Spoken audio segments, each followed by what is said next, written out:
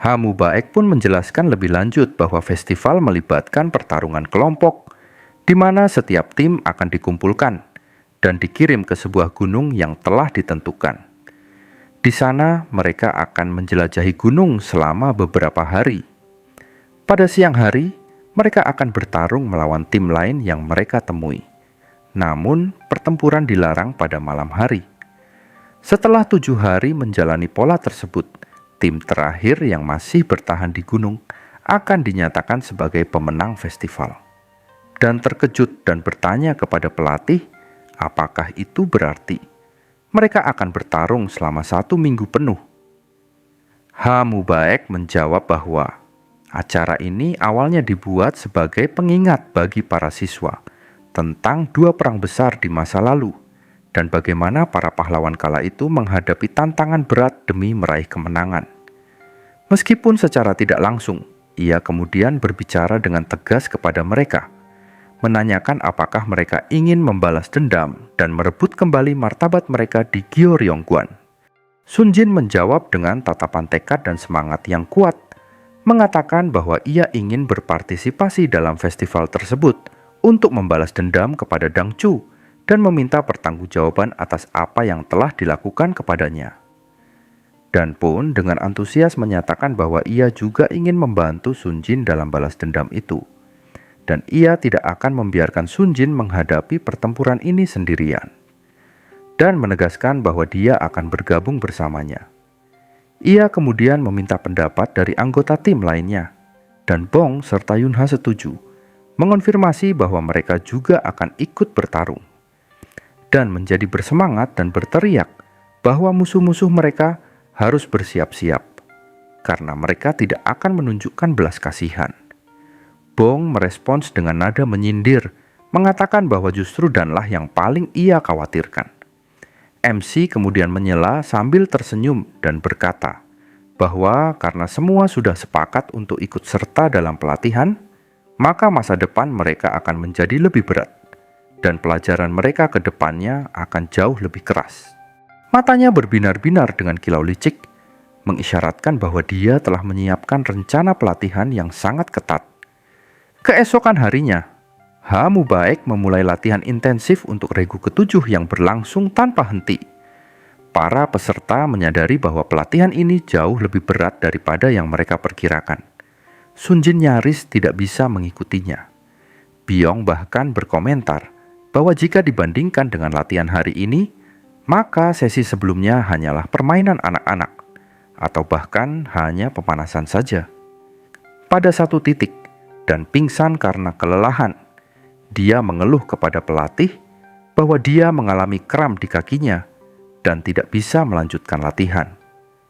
Namun Hamu Baek menanggapi dengan dingin, mengatakan bahwa jika Dan sudah tidak sanggup dalam latihan sederhana seperti ini, maka masa depan akan jauh lebih berat lagi. Ia memaksa Dan untuk bertahan, karena ini baru hari pertama. Para peserta pelatihan lain terkejut dengan kerasnya metode sang pelatih. Mereka mengeluh bahwa latihan fisik ini terlalu berat, dan mereka merasa tidak mampu untuk mempertahankannya sepanjang hari. Hamu Baek menjawab dengan tegas, bahwa jika itu memang yang mereka rasakan, maka ia akan langsung membawa mereka ke pertandingan Liga hari kelima. Para siswa tertegun ketika mendengar bahwa mereka akan langsung memasuki fase pertarungan. Terlebih lagi, lawan mereka adalah pelatih Hamu Baek sendiri.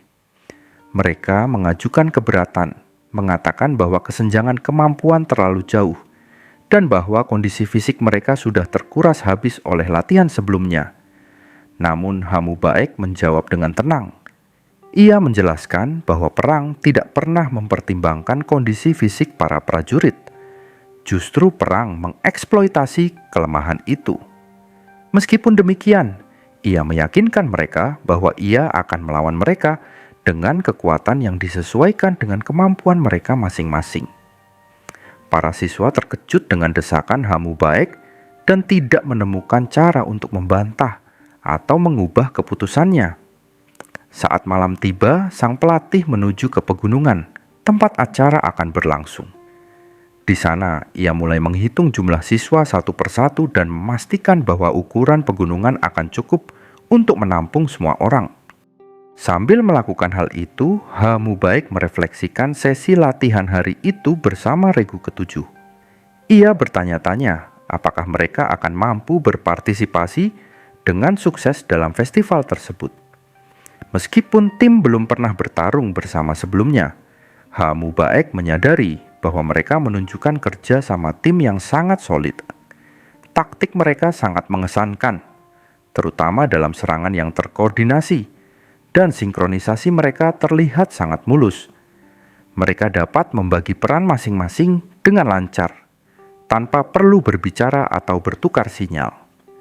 Sang pelatih menyadari bahwa mereka bukan hanya anak-anak manja, tetapi memiliki keterampilan dan strategi unik yang dapat memberi mereka peluang nyata untuk sukses. Apalagi karena festival ini sangat bergantung pada upaya kelompok. Namun, pikiran Ha Mubaek mengembara ke gurunya sendiri. Sosok yang akhir-akhir ini terus menghantui pikirannya. Ia berspekulasi bahwa alasannya adalah karena kehadiran 5 siswa yang berada di bawah bimbingannya. Meskipun ia tidak benar-benar menganggap dirinya sebagai seorang mentor yang tepat, sejak tiba di gunung ia sudah mengirim pesan kepada gurunya. Namun hingga kini, ia belum mengumpulkan keberanian untuk menemuinya secara langsung. Terbebani oleh masa lalu yang dipenuhi darah dan aib, ia tidak punya keberanian untuk menghadapi gurunya atau berbicara jujur kepada Yunha. Ha Mubaek menatap langit dan berkata bahwa ia hanya akan mengunjungi gurunya ketika aroma darah telah menghilang dari dirinya. Sampai saat itu tiba, ia tidak akan berani melakukannya. Dengan cahaya fajar pertama, Ha Mubaek diam-diam meninggalkan gunung. Namun ketika ia kembali ke tempat tinggalnya, ia terkejut melihat Sun Jin berdiri di sana, menunggunya. Ia bertanya kepada Sun Jin mengapa ia ada di sana. Sun Jin menjawab bahwa ia telah menunggunya cukup lama, namun ekspresinya terlihat gelisah dan ragu-ragu. Sun Jin kemudian memberitahu bahwa ada sesuatu yang ingin ia diskusikan.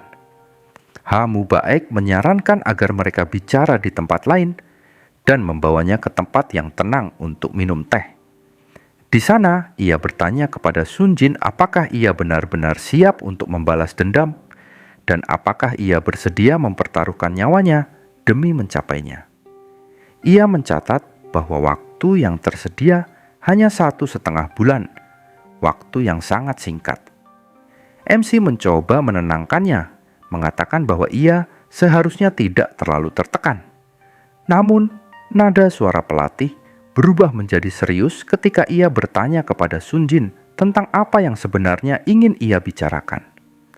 Mengumpulkan keberaniannya, Sun Jin mulai menjelaskan bahwa Ha Mubaek mungkin sudah tahu siapa dirinya sebenarnya, bahwa ia adalah putra dari pemimpin klan Saang dan anak keempat dalam keluarganya.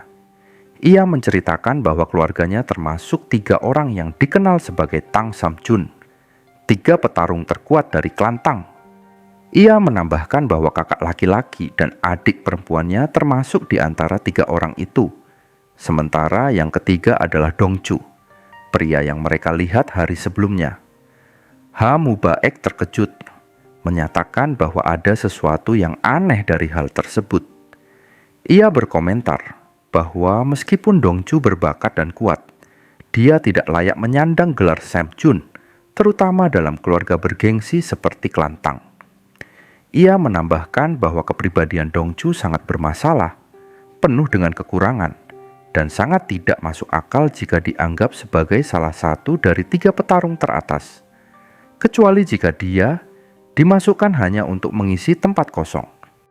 Sun Jin setuju dengan penilaian Ha Mubaek, namun mengklarifikasi bahwa Dongchu sebenarnya adalah sepupunya. Meskipun ia lahir setelah Sun Jin, mereka berusia sama. Ia menjelaskan bahwa ketika kakeknya masih menjabat sebagai pemimpin klan, Dongchu dan keluarganya termasuk dalam garis keturunan langsung.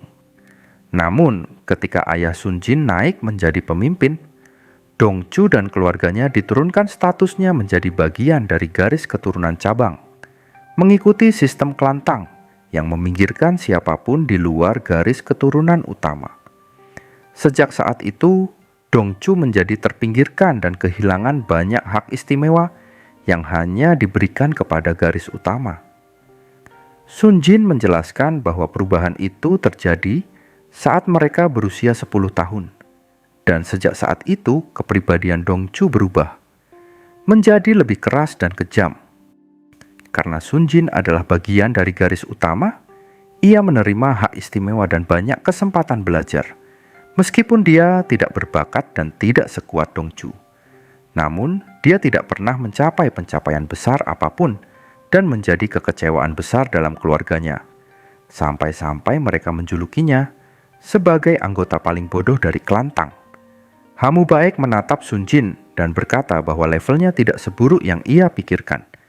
Ia lalu bertanya apakah Sun Jin tidak merasakan perbedaan dalam dirinya saat bertarung melawan Dongchu. Sun Jin mengakui bahwa ia memang merasakan perbedaan besar, bahwa segalanya terasa sangat berbeda dibandingkan saat ia masih bersama keluarganya.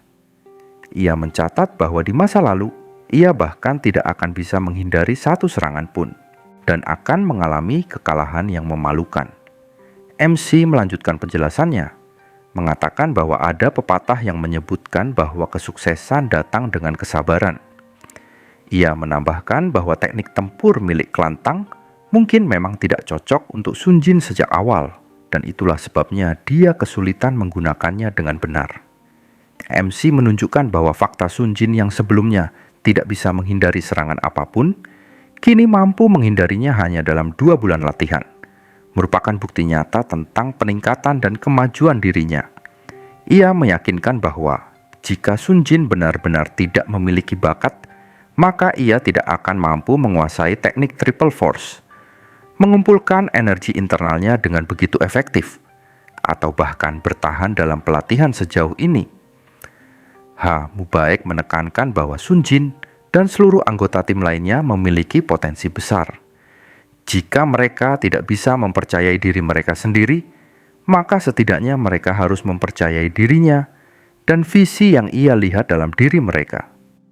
Ia mendesak Sun Jin untuk tidak memikirkan hal lain untuk saat ini dan fokus beristirahat, karena pelatihan yang akan datang akan jauh lebih melelahkan dan mematikan.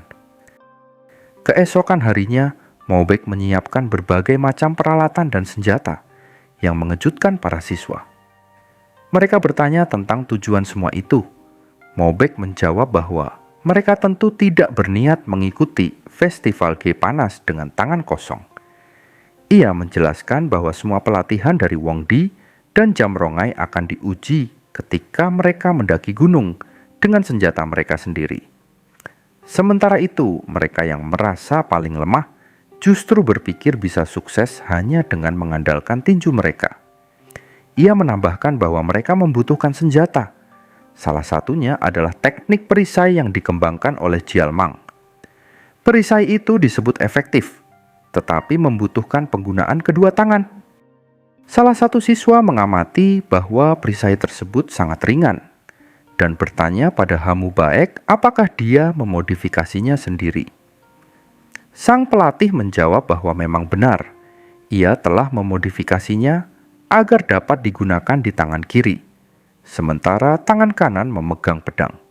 Ia menjelaskan bahwa perisai itu dirancang berdasarkan teknik jal, sementara pedang berasal dari teknik pedang talent 3. Bong mengangkat tangannya dan berkata bahwa gaya pedang yang ia pelajari di sekolahnya sangat cocok untuk dirinya. Namun, Hamu Baek dengan tegas menjawab bahwa tidak akan ada pengecualian. Setiap orang diwajibkan untuk mempelajari kedua teknik tersebut secara bersamaan dan menguasainya dengan baik.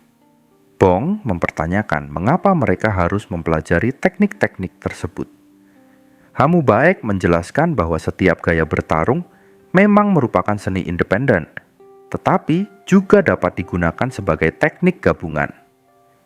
Ia menerangkan bahwa gaya perisai yang dikembangkan oleh Jialmiang memang sengaja dirancang secara mental untuk bekerja secara sinergis dengan teknik pedang talent. Ia menambahkan bahwa seni bela diri ini dianggap sebagai dasar utama yang diajarkan di sebagian besar sekolah pedang. Namun, Byong tampak tidak sepakat. Ia merasa bangga terhadap keluarga Jangnom dan teknik pedang mereka. Melihat hal itu, sebuah ide terlintas di benak Ha Mu Baek.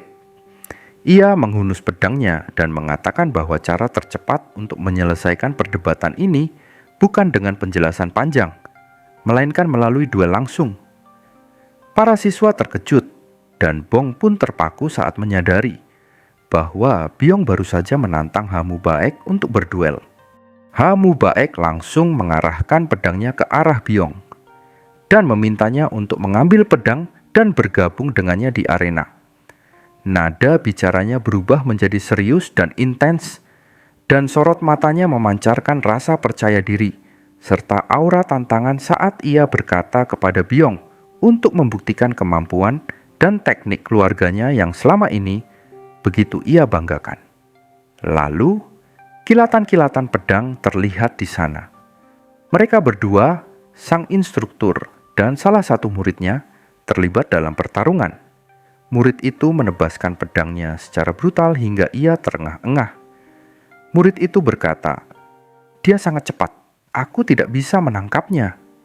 Kalau begitu, dia menggunakan teknik pedang bayangan ke arah instruktur.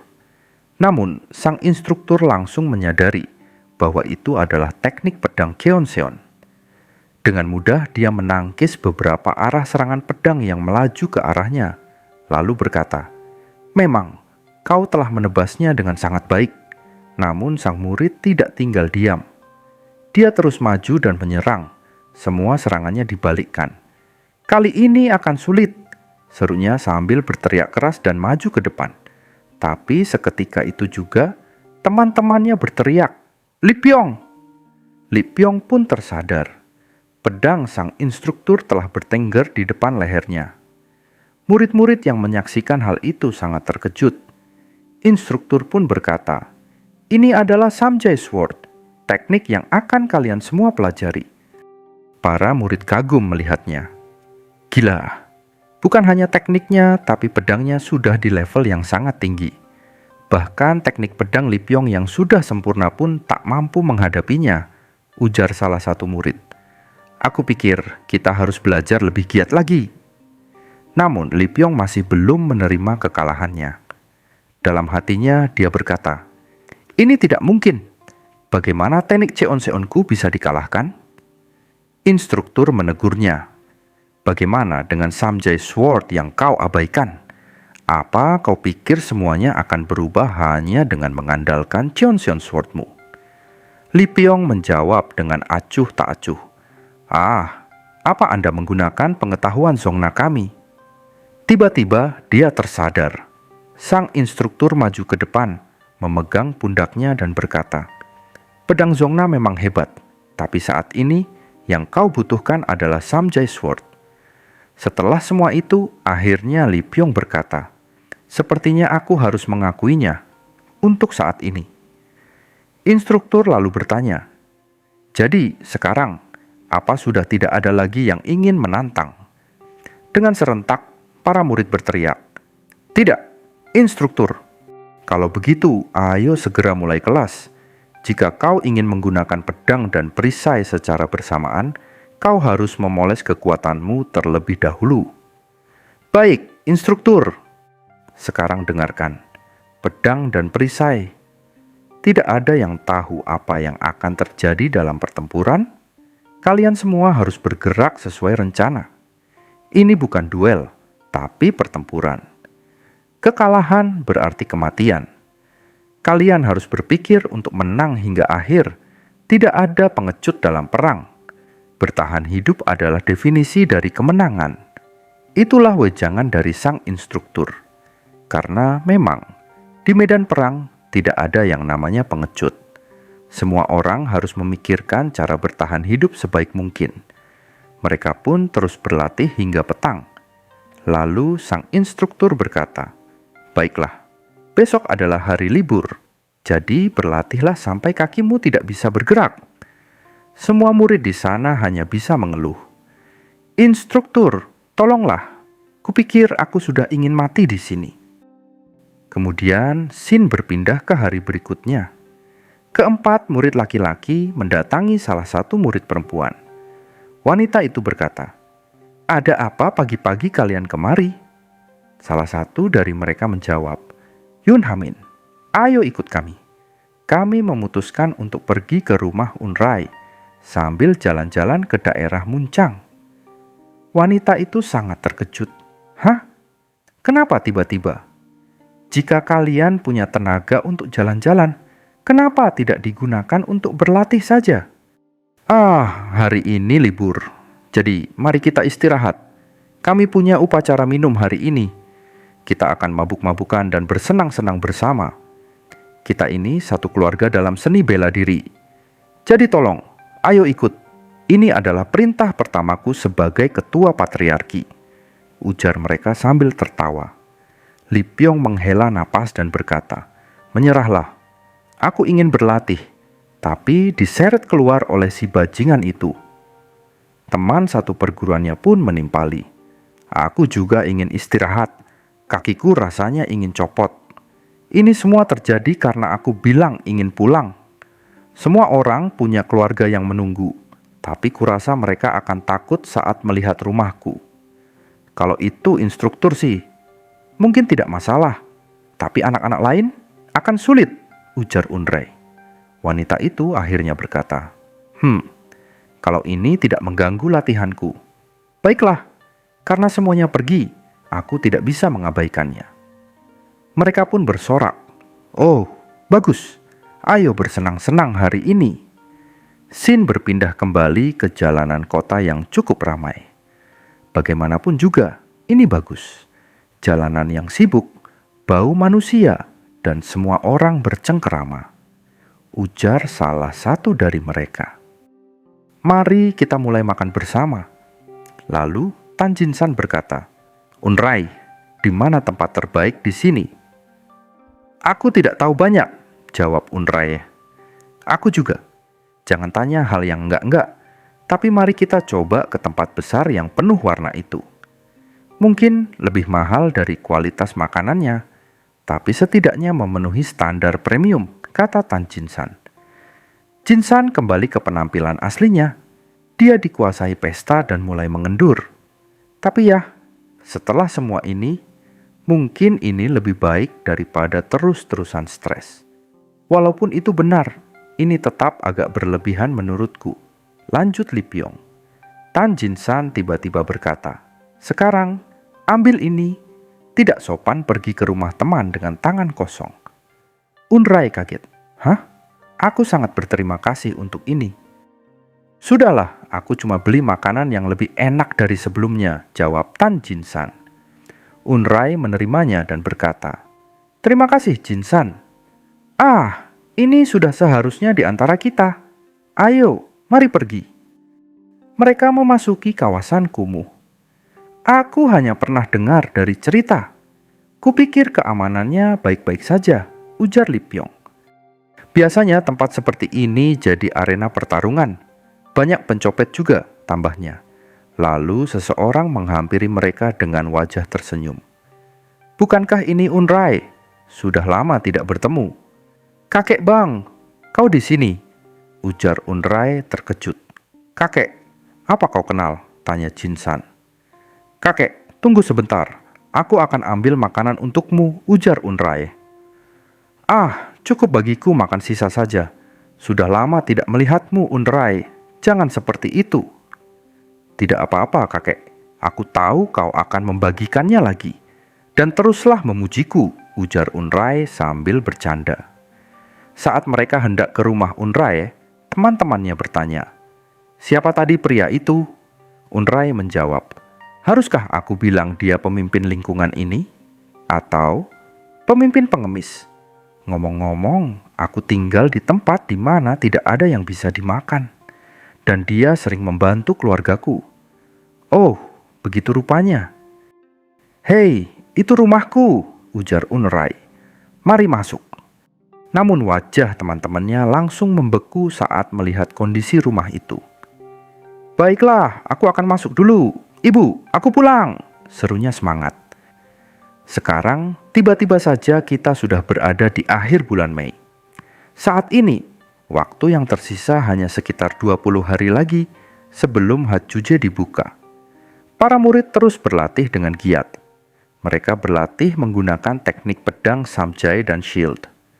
Untungnya, latihan itu sangat cocok untuk mereka. Sekarang, latihan dasar sudah berakhir. Lalu instruktur berkata, "Pelatihan hari ini cukup sampai di sini. Gunakan waktu yang tersisa untuk beristirahat, karena besok kita akan berkemah di lokasi yang sudah ditentukan. Jadi, mandilah dan istirahatlah. Gerbang neraka yang sesungguhnya akan dibuka besok." Senyuman menyeramkan dengan aura psikopat pun terpancar dari wajah sang instruktur. Kemudian, scene berpindah ke malam hari. Terlihat sang instruktur berdiri di atas atap rumah. Jika ini pertarungan 1 lawan 1, kita tidak akan menang. Tapi Hajjuje adalah permainan tim. Jika kita menggunakan strategi yang tepat, ini bisa menjadi peluang besar. Saat ini, tidak ada informasi selain itu. Jadi, aku perlu memeriksa kemampuan murid lainnya. Terlihat para murid yang masih terus berlatih. Itu pasti saudara laki-laki dan perempuan dari keluarga Namgung. Tapi aneh, jika mereka sudah setua ini, pasti orang-orang akan mengenali mereka. Bukannya mereka menetap bersama keluarga, malah dikirim ke Gyeongbokgung. Namun, yang paling penting sekarang adalah level teknik pedang Canggung, dimulai dari rentetan pegunungan besar, Hanan, Hobuk, Anhui. Rentetan pegunungan besar ini membentang dari barat laut hingga tenggara, melewati perbatasan ketiga kastil tersebut. Hajjuje tahun ini akan berlangsung di sana. Kita akan berlatih di gunung, dan kita juga akan ikut serta di sana, kata sang instruktur kepada para murid. Wajah para murid terlihat seperti arwah yang ingin melayang keluar dari tubuh mereka. Ya ampun, memiliki rekan saja sudah sulit. Lalu bagaimana kita akan makan di sini? Gumam salah satu murid. Namun, sang instruktur menjawab dengan tegas, "Berisik! Selama beberapa hari ke depan, kita akan melakukan fundamental training dari fajar hingga pagi. Setelah itu, mental training, basic training, lalu simulation training." Yeon Hamin pun bertanya, "Instruktur, apa itu simulation training?" "Itu adalah perburuan binatang. Jika kalian berhasil, kalian akan makan. Jika gagal, kalian tidak akan dapat makanan. Cobalah hari ini sendirian." "Apa?" teriak para murid kaget. Instruktur kembali berkata, "Aku tidak akan menyiapkan bahan makanan. Ini adalah pengadaan lokal. Jadi, pastikan kalian berhasil berburu." Para murid mulai mengeluh. Tidak ada yang bisa dimakan. Bukankah ini berlebihan? Apa kita dianggap sebagai orang pinggiran? Lalu Li Pyong mengangkat tangan dan berkata, "Kalau tidak bisa mengumpulkan makanan, bagaimana?" "Ya berarti kalian akan makan rumput, bukan daging. Mungkin kalian akan menjadi spesies herbivora untuk sementara waktu. Masalah besar lainnya, tidak ada buah untuk dimakan hari ini. Jamur dan rumput pun ada yang beracun, jadi tidak bisa sembarangan dimakan." Unrai Jinsan mengertakkan gigi. "Sial, tanpa daging, aku tidak akan sanggup melalui pelatihan seberat ini. Anak-anak itu memang cukup serius dalam perang. Permainannya adalah berburu. Bedanya, target kali ini bukan binatang. Kalau kalian bahkan tidak bisa menangkap hewan, bagaimana kalian akan menangkap manusia?" "Tapi ini bukan perang, ini duel kompetisi," ujar salah satu murid. "Namun, hanya kalian yang berpikir begitu. Yang lain akan memperlakukannya sebagai perang. Terutama jika kalian ingin menghadapi unit Jamryong, kekuatan utama yang berdiri di depan kalian. Ya, pada akhirnya tujuan kita adalah mengalahkan Jamryong. Atau lebih tepatnya, membalas dendam pada Tangju. Jika kita tidak mendorong diri seperti ini, kita tidak akan pernah punya kesempatan. Awalnya mungkin kita hanya berburu binatang. Setelah itu bisa jadi kalian yang berburu, atau malah kalian yang diburu." melacak, menyergap, mengejutkan, dan melarikan diri. Itu inti dari sebuah perang. Menjadi pemburu adalah cara terbaik untuk melatih strategi penyergapan dan pelarian. Jika kalian sudah paham, sekarang pergi dan berburu. Apa kalian ingin kelaparan di hari pertama ini? Dan sebagai informasi, aku akan menangkap bagianku sendiri. Jadi, kalian juga harus menangkap bagian kalian sendiri. Para murid yang melihat itu hanya bisa membuka mulut mereka, kaget. Ini agak bodoh, tapi itu belum cukup. Pikirkan tentang seberapa besar perkembangan yang bisa kalian capai dalam sisa waktu ini. Itu terserah kalian. Lalu, para murid berkumpul dan mendiskusikan sesuatu. Teman-teman, sebelum kita melakukan apapun, mari kita bahas dulu. Kita ringkas apa saja yang bisa kita lakukan di sini. Dengan instruktur yang mulai menjauh ke dalam hutan, para murid pun memulai perburuan. Mereka menggunakan panah sebagai senjata. Kali ini, aku tidak akan membiarkanmu lolos. Dengan anak panah yang ditarik, Unraye membidik seekor kelinci. Setelahnya, mereka duduk untuk beristirahat. Ini belum matang, tapi kita hanya bisa makan ini.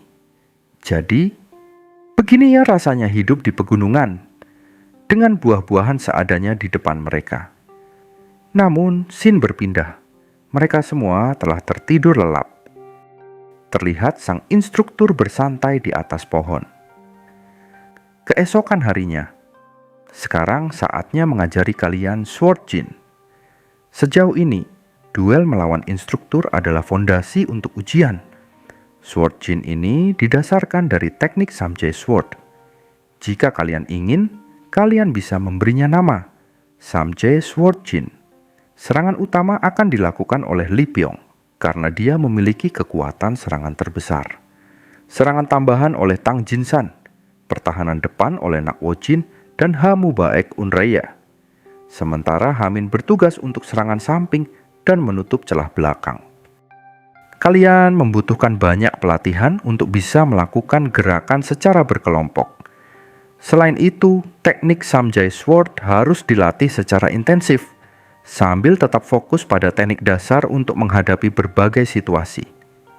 Sekarang, ambil peralatan masing-masing, mulai praktik. Mereka mulai melakukan demonstrasi pertarungan. Lee Pyong menyerang cepat dengan pedangnya, diikuti oleh Jinsan dan Nakwo Jin di belakang. Namun, instruktur dengan mudah nyaris menebas leher Lee Pyong. "Lee Pyong, mundur!" teriak teman-temannya. Unrai dan Hamin melompat dari atas, menyerang. Tapi, instruktur dengan mudah mengalahkan mereka juga. Setelah 15 hari, terlihat Pyong sedang menyendiri dan sambil berkata dalam hati, "Dia sangat hebat. Ini benar-benar berbeda." Dalam waktu singkat, keberagaman teknik terasa seperti memperpanjang pedang. Perbedaan ini tercipta karena teknik kultivasi. Ini terjadi karena teknik Samjae Sword dan Samjae Sword Jin terbuka bersamaan dengan teknik kultivasi Jongnan. Untuk kelompok kami, Samjae Sword Jin mungkin lebih cocok. Tapi untuk menang, kami harus mempelajari teknik bela diri lain. Bukankah itu melukai kebanggaan teknik Jongnan? Lalu, apa yang harus aku lakukan, kakek? Pertanyaan itu muncul dalam hati Pyong.